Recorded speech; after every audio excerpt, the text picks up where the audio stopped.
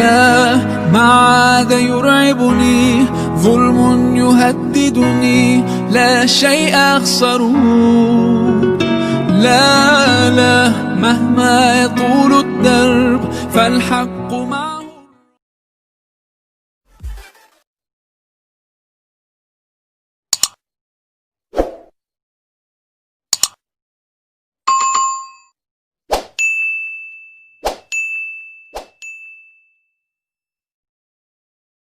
Bismillahirrahmanirrahim. Assalamualaikum warahmatullahi wabarakatuh.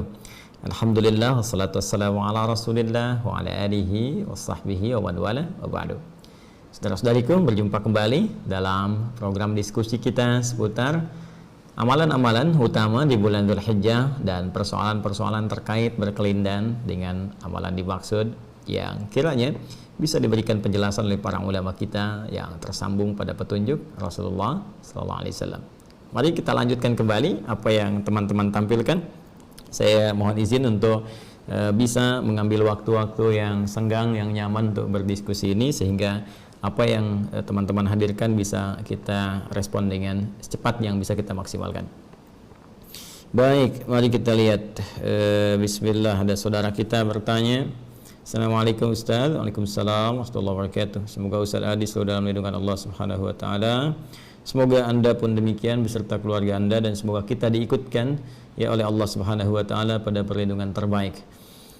Izin bertanya, bagaimana pandangan Ustaz dengan pendapat ulama yang memperbolehkan berkurban dengan ayam? Syukran. Assalamualaikum warahmatullahi wabarakatuh. Baik, memang ada beberapa ulama yang berpandangan demikian, khususnya yang dinisbatkan kepada Imam Ibnu Hazm ya, Al-Andalusi rahimahullah, yang wafat tahun 456 Hijrah, dan diikuti kemudian setelahnya oleh Ibnu Mubarrid yang wafat tahun 909 Hijrah. Ini keduanya terutama menukil pada keterangan yang sampai riwayatnya kepada Sayyidina Bilal ya bin Rabah radhiyallahu taala anhu. Juga ada yang sebagian mengisahkan tentang kisah lain tapi substansinya serupa dari Ibnu Abbas radhiyallahu taala anhuma, di mana saat Bilal radhiyallahu taala anhu di masa-masa kurban itu seringkali kemudian beliau menyembelih ayam, dan ada kalimat yang sangat populer dari beliau itu, yaitu ma ubali an udahya bilikin ya wa atasaddaqa bi thamaniha. Saya sungguhnya tidak peduli dengan apa yang orang-orang sajikan, saya bisa menyembelih ayam dan saya bisa bersedekah ya kemudian dengan hasil dari penyembelihan itu ya kepada anak-anak yatim ya, ila yatimin, kemudian wa ila dan juga kepada mughabbarin ya, orang-orang yang fakir. Ya, mughabbar itu ada ghabar, itu ada debu ya di wajahnya. Biasanya kalau orang suka sudah banyak berperjalanan ya, ada hadis Nabi yang populer tentang orang yang berperjalanan jauh kemudian dia mengangkat tangan berdoa ya, thumma yutilus safar thumma dzakara rajula, menyebutkan kisah seorang petualang lelaki yang ingin mencari permohonan kepada Allah Subhanahu wa taala agar doanya dikabulkan ya, yutilus safar ash'atha aghbara, dia menempuh perjalanan panjang sampai keadaannya begitu tampilannya lecak gitu, pakaian aghbara dan kena debu gitu ya, sudah banyak debunya. Nah, ini sebagian orang-orang berdebu itu kata kiasan menunjuk kepada orang-orang yang satu lelah dalam perjalanan, yang kedua menunjuk kepada orang-orang yang fakir yang juga sedang dalam keadaan kesulitan. Nah, jadi Sayyidina Bilal radhiyallahu taala anhu, beliau suka menyembelih ayam di waktu-waktu orang berkurban dengan binatang-binatang ternak ya, seperti kambing, domba kan, kalau kita sapi, kerbau, atau di masa-masa itu juga banyak menggunakan unta ya, lalu hasilnya beliau sedekahkan kepada golongan-golongan tadi. Kata beliau, aku lebih suka melakukan seperti ini dibandingkan dengan aku menyembelih seperti mereka. Nah, ini teman-teman sekalian, riwayat ini sampai terhubung kepada Sayyidina Bilal radhiyallahu taala anhu dari Imran bin Muslim gitu kan, dan kita tarik kemudian sampai kepada kita, dan tadi disampaikan oleh Ibnu Hazm Al-Andalusi rahimahullah dan juga Ibnu Mubarrid. Nah, persoalannya adalah apakah memang yang dimaksud ini adalah kurban dalam pengertian kurban seperti yang disyariatkan oleh Al-Quran dan dicontohkan oleh Nabi Sallallahu Alaihi Wasallam, atau kondisi yang berbeda ya, kondisi yang tidak sama dengan kurban namun dipahami sebagai sama-sama amal soleh. Yang dalam konteks ini cara memahaminya adalah sebagai berikut. Perhatikan baik-baik.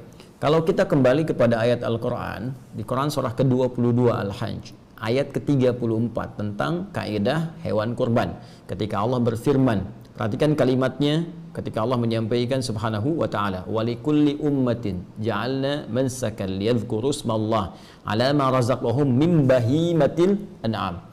Ya, dan setiap umat kami berikan jalan, kata Allah, ya, kami berikan cara untuk beribadah, untuk menyembah Allah subhanahu wa ta'ala, yang dengan itu mereka akan mampu untuk mendekat, menyebut-nyebut Allah subhanahu wa ta'ala, berzikir kepada Allah dan mensyukuri nikmat Allah subhanahu wa ta'ala dengan satu ibadah korban itu yang disyariatkan min bahimatil an'am, dari kalangan hewan-hewan ternak. Jadi spesifikasinya jelas. Karena itu Al-Imam Al-Ghazali bahkan memberikan keterangan yang sangat ringkas tapi padat. Hewan korban itu, kata beliau, jenisnya mesti jelas, sifatnya mesti jelas, kadarnya mesti jelas. Di antara jenisnya yang spesifik yang jelas itu, apa itu? Bahimatul an'am, yaitu hewan-hewan ternak. Sehingga hewan ternak ini menjadi ijma' di kalangan ulama, ini yang hanya boleh sebagai kualifikasi hewan korban. Ya, kalau kita kemudian urutkan tadi, unta yang populer menjadi hewan ternak, kemudian sapi, kemudian kerbau, kemudian kambing, domba, sejenis itu saja, ya. Jadi spesifik yang diternakan memang untuk dikonsumsi, yang kualifikasi dagingnya sifatnya bisa bermanfaat untuk orang-orang banyak, ya. Jadi dalam konteks ternak ini bukan hewan-hewan biasa. Nah, bagaimana kita mengetahui bahwa spesifik hanya ini saja? Ya, bahkan ayam juga bisa orang ternak ayam, bebek ternak bebek, gitu kan? Bagaimana taunya hanya hewan ini saja? Yaitu contoh perilaku Nabi. Karena Nabi ketika diutus oleh Allah Subhanahu wa taala untuk memberikan contoh, penjelasan dan batasan-batasan amalan kepada kita.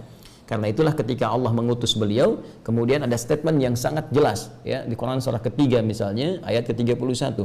Qul in kuntum tuhibbunallaha fattabi'uni. Ya, yuhibbukumullah wa yaghfir lakum dzunubakum. Katakan Muhammad SAW, jika kalian semua hamba-hambaku, hamba-hamba Allah, mencintai Allah dengan serius, fattabi'uni, maka ikuti Nabi, ikuti aku, kata Nabi. Ya, perintah Allah mengatakan kepada Rasulullah, ikuti semua petunjuk Rasulullah SAW. Dikuatkan di Quran surah ke-33 ayat 21. Laqad kana lakum fi Rasulillahi uswatun hasanah. Sungguh telah ditetapkan pada pribadi Rasulullah SAW suri teladan yang harus diikuti. Sekarang apa perintah Nabi dan contoh Nabi ketika menyembelih? Perhatikan kalimat Nabi-nya. La tazbahu illa musinnatan illa ayya'sura alaikum. Ya, fatazbahu jaza'atan minad dha'ni. Kata Nabi SAW, jangan kalian pernah sembelih kecuali hewan-hewan ini nih yang telah cukup usianya. Hewan-hewan apa yang dicontohkan Nabi itu? Ditunjukkan oleh Nabi SAW. Apa diantaranya? Nabi pernah sembelih unta, gitu kan? Kemudian juga membenarkan Nabi sembelihan domba, kambing dan sejenisnya. Bahkan Nabi menyebut kalimatnya, kalaupun sulit menemukan yang umurnya telah tetap, ya seperti kambing atau domba yang telah 1 tahun masuk tahun kedua, sapi, kerbau 2 tahun masuk tahun ketiga, unta telah masuk usia 5 tahun, illa jaza'atan minad dha'ni. Ya, kalau kalian kesulitan menemukan yang berumur ini, maka nggak apa-apalah, kata Nabi itu yang di bawah itu, ya dari kalangan apa? Disebutkan langsung seperti kambing, ya, baik, atau domba dan sejenisnya. Nah, jadi ini menunjukkan bahwa kurban yang dimaksud terbatas pada hewan ternak tertentu dan tidak di luar konteks yang ini. Adapun kebiasaan Sayyidina Bilal radhiyallahu taala anhu, beliau sahabat Nabi, tapi juga dilihat kualifikasi sahabat Nabi kan macam-macam. Ya. Contohnya apa? Contohnya dari segi harta benda misalnya. Hartanya Utsman kan luar biasa banyak. Abdurrahman bin Auf luar biasa banyak. Umar sangat lebih daripada cukup. Abu Bakar juga demikian. Karena itu mudah bagi mereka untuk berkorban menggunakan unta sekalipun. Ya, cuma Bilal kan radhiyallahu taala anhu punya keterbatasan dalam harta. Karena itu aktivitasnya lebih terkonsentrasi ke masjid. Ya kan? Karena keterbatasan ini beliau ingin seperti yang lain korban. Ya, menggunakan hewan-hewan ternak. Cuma mampunya pakai ayam. Ya. Karena itu, beliau ingin memberikan contoh teladan pada kita semua. Walaupun kita nggak bisa berkorban seperti yang lain-lain itu, minimal kita ambil spiritnya untuk berbagi, berikhtiar untuk mendapatkan ridha Allah Subhanahu wa taala. Walaupun nggak masuk kualifikasi kurban seperti yang lain-lainnya itu, minimal kita punya niat untuk berbagi. Nah, sifat berbagi itulah yang dicontohkan oleh Sayyidina Bilal dengan menyembelih ayam dan dibagikan. Sehingga beliau memberikan sebuah kalimat yang seperti satir gitu ya, sindirannya sangat dalam ya, daripada orang-orang kemudian berkorban dengan yang besar-besar tapi caranya keliru atau ada niat yang salah atau nggak benar ya, hasil korupsi dipakai untuk korban gitu kan, hasil nipu dipakai untuk korban ya, atau berkorban dengan cara yang tidak ikhlas, akan lebih mulia seperti ini, menyembelih yang kecil-kecil tapi kemudian dibagikan dengan cara yang ikhlas. Tapi cara berpikirnya pun mesti benar. Kalau bisa berkorban dengan cara yang lebih bagus, niatnya ikhlas, maka ini lebih baik. Ya, dan kalaupun belum punya kemampuan, maka tirulah sahabat Bilal bin Rabah radhiyallahu taala anhu yang berusaha kemudian menabung walaupun dapatnya ayam untuk berbagi. Maka Anda bisa tiru sekarang. Saya nggak bisa beli kambing nih, tapi mungkin uangnya cukup untuk sedekah. Ya, uangnya cukup untuk beli ayam, berikan kepada yang kesulitan. Uangnya cukup untuk beli sembakonya, berikan pada yang kesulitan. Itu spirit yang ingin diajarkan. Dan itu pula yang dicontohkan sahabat Ibnu Abbas radhiyallahu taala anhuma, dan beliau waktu itu masih kecil. Ya, belum dewasa. Karena masih kecil, nah itu semangat beramal juga tinggi. Tapi kan Anda tahu, ya, kalau yang anak-anak itu walaupun beliau ada kematangan ya dari segi pemikiran, fikih dan sebagainya, tetap dalam konteks ini ada riwayat-riwayat menunjukkan ada kebiasaan tuh sering beliau meminta asistennya untuk beli daging ya sebanyak 2 dirham, 2 dirham, 2 dirham, ya kan? Atau hewan kemudian disembelih sampai dikatakan kalau mau korban khusus nanti di saat Yaumun Nahri, hari-hari kurban ya, tanggal 10, 11, 12 sampai dengan 13 hari tasyriknya.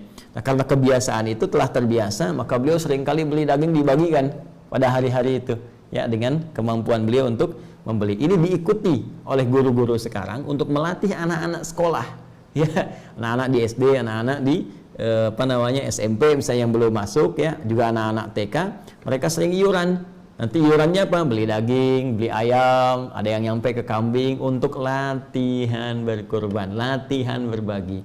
Jadi kisah yang disandarkan pada Ibnu Abbas radhiyallahu taala anhuma, ataupun juga mohon maaf kisahnya Bilal bin Rabah yang ditanyakan oleh saudara kita tadi, itu lebih kepada spirit untuk berbagi, menunjukkan sifat sosial kita dan melatih kita untuk beramal. Walaupun kita belum mampu mengerjakan amalan utama yang disebutkan tadi, setidaknya ada ikhtiar kita yang kita maksimalkan supaya saat kita berjumpa dengan Allah kita bisa mengatakan, ya Allah, dari harta yang telah Engkau titipkan aku pun berusaha untuk berkorban seperti mereka, tapi disinilah batas kemampuanku dan aku harapkan Kau ridha dengan apa yang aku kerjakan.